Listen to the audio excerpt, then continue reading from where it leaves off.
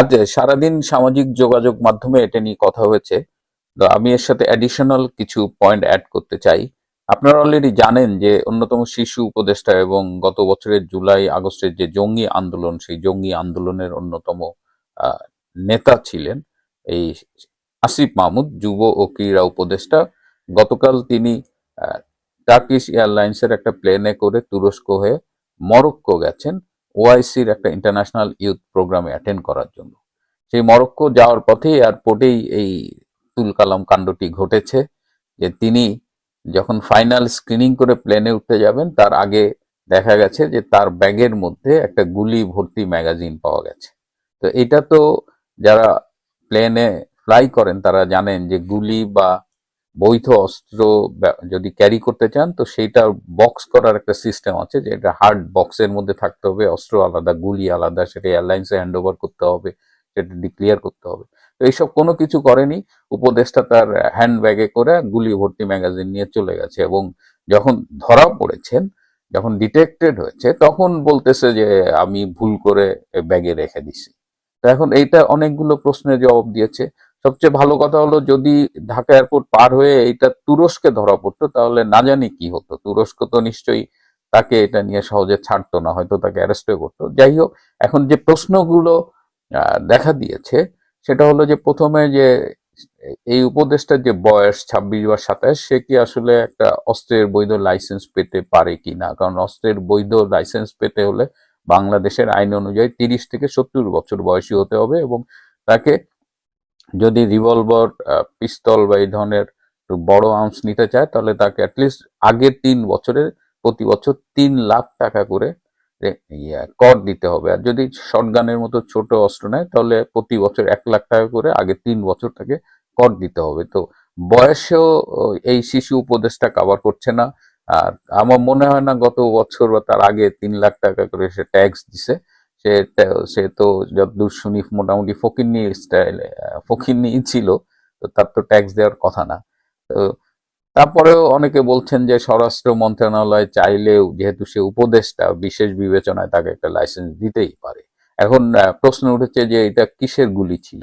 কেউ কেউ বলছে যে AK-47 রাইফেলের গুলি ছিল। এখন একজন এই শিশু উপদেষ্টা একটা AK-47 রাইফেলের লাইসেন্স পাইতে পারে কিনা এটা নিয়েও একটা প্রশ্ন উঠেছে। আর আপনারা নিশ্চয়ই খেয়াল করছেন যে এই এই জঙ্গি নেতা কিন্তু গত বছরের আগস্টের পর থেকে প্রায় আওয়াজ দেয় যে আহ, মানে গত 5ই আগস্ট যদি শেখ হাসিনা সরকারকে তারা সরাতে না পারতো তাহলে তাদের সশস্ত্র যুদ্ধের প্রস্তুতি ছিল।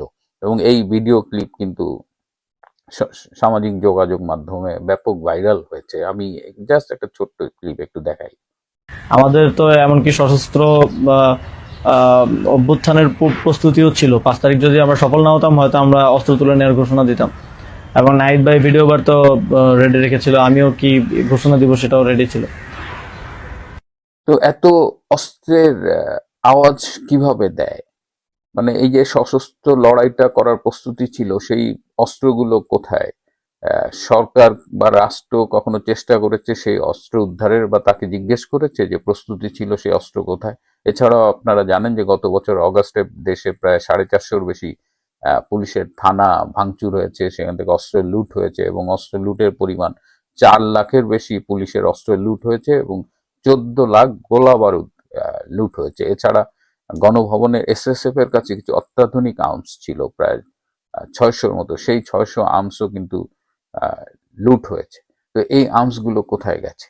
সারা দেশে আমরা কিন্তু অস্ত্র উদ্ধারে তেমন উল্লেখযোগ্য কোনো উদ্যোগ দেখিনি। যৌথ বাহিনী বলেন, সেনাবাহিনী বলেন, কারো কাছেই দেখিনি।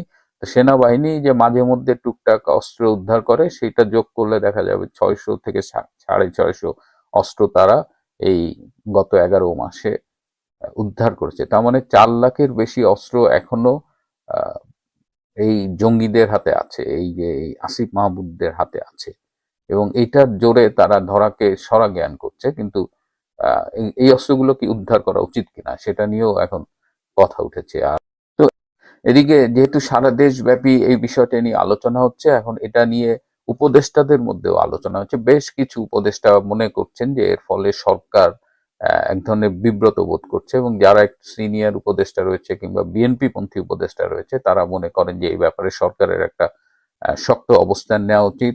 আসিফ মাহমুদ ফিরে আসলে তাকে আইনের আওতায় প্রয়োজনে গ্রেপ্তার করা উচিত এবং তার লাইসেন্স দেওয়া উচিত কিনা। তিনি একটা ফেসবুকে ব্যাখ্যা দিয়েছেন যে যারা এই গত বছর জুলাই আগস্টে জঙ্গি আন্দোলন করেছেন তাদের জীবন নাকি হুমকির মুখে, অথচ উপদেষ্টা হিসেবে তিনি কিন্তু প্রোটোকল পান, তার সিকিউরিটি রাষ্ট্র আহ, নিশ্চিত করেছে, রাষ্ট্র তাকে সিকিউরিটি দিয়েছে।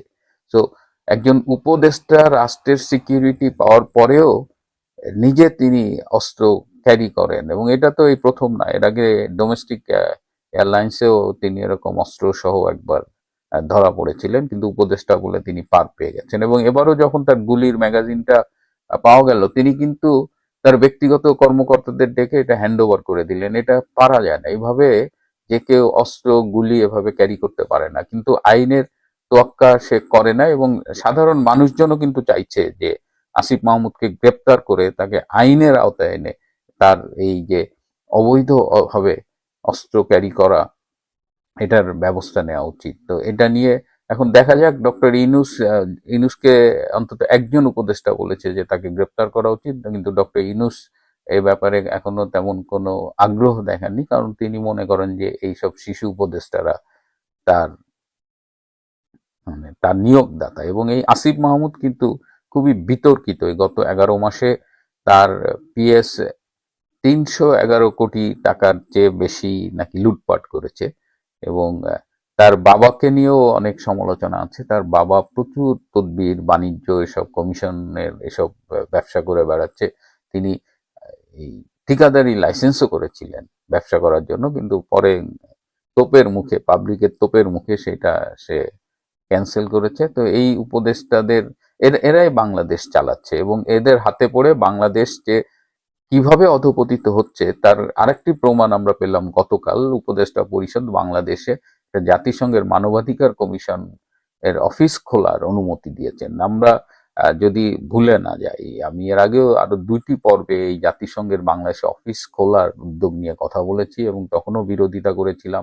সাধারণত দারিদ্র বিরোধী, দারিদ্র পীড়িত অঞ্চল, যুদ্ধ পীড়িত অঞ্চল, যেখানে মানবাধিকারের অবস্থা খুবই মাজুল, সেই সব দেশে জাতিসংঘের এই অফিসগুলো খোলা। এরকম সম্ভবত 18টা দেশ আছে, এই যে প্যালেস্টাইন, সিরিয়া, তারপরে বার্কিনো ফাসো, চাদ, কাম্বোডিয়া, এইসব দেশ যাদের কথা আপনারা শুনেছেন, এইসব দেশে জাতিসংঘের মানবাধিকার কমিশনের অফিস আছে। তো বাংলাদেশকে সে স্ট্যাটাসে নামিয়ে নেওয়া হলো। ওই যে বাংলাদেশে এখন আইন শৃঙ্খলতা, ললেসনেস চলতেছে, মানবাধিকার নাই, গণমাধ্যমের স্বাধীনতা নাই, এগুলো কিন্তু সব পরিকল্পিতভাবে বাংলাদেশকে একদম ধ্বংস করে ফেলা হচ্ছে।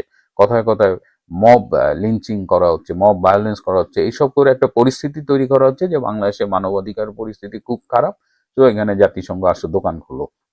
এর আগে যখন শ্রীলঙ্কায় প্রায় 10 বছর সেখানে তামিলদের সাথে একটা সংঘর্ষ হয়েছে সরকারের, তখন কিন্তু এই জাতিসংঘ চেয়েছিল একটা মানবাধিকার কমিশন অফিস খুলতে, শ্রীলঙ্কা সরকার রাজি হয়নি। ভারতেও তারা বিভিন্ন ভাবে সময় চেষ্টা করেছে একটা জাতিসংঘের অফিস খুলতে, ভারত রাজি হয়নি। এমনকি এই যে জঙ্গি সন্ত্রাসী এলাকা পাকিস্তান, সেখানেও কিন্তু এই ইউএন এর হিউম্যান রাইটস এর অফিস নাই। কিন্তু ডক্টর ইউনূস বাংলাদেশকে এমন একটা তকমা লাগাই দিল যে এখানে এখন ইউএন হিউম্যান রাইটস অফিস খুলতেছে।